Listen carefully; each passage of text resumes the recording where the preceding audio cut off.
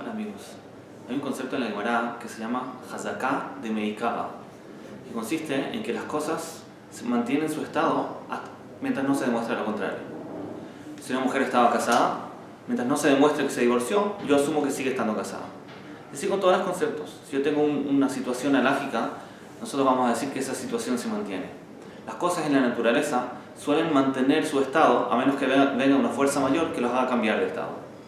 Así también funciona el ser humano.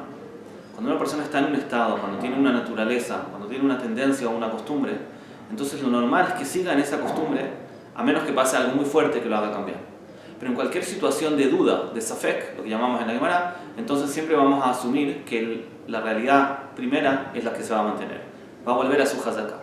Si una persona quiere hacer un cambio, lo normal es que si no está 100% seguro, si está un poco en duda si hacer el cambio o no, lo más probable es que sin que se dé cuenta vuelva a su estado anterior. Porque así es la naturaleza y así funciona la Torah. Entonces, la única forma de hacer un cambio es solamente cuando logramos llegar a una convicción absoluta internamente.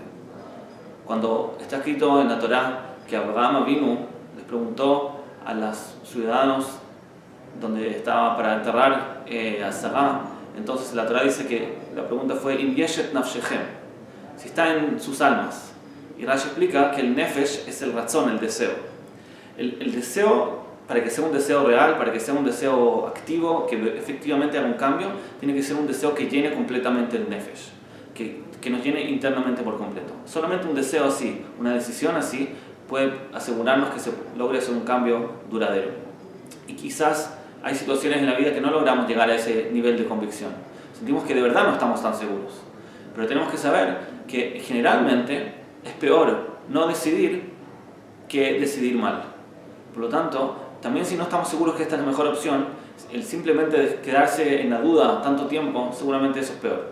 Entonces a veces conviene convencerse, como se dice, saltar al agua, a pesar de que no estamos 100% seguros, porque pensamos que es lo correcto, averiguamos, hicimos toda nuestra ishtadlut para tratar de asegurarnos que es la verdad, y con eso es suficiente. En ese momento tenemos que asegurarnos e internalizar esa seguridad dentro de nosotros, porque solamente con algo seguro, vadai, se puede cambiar un safek.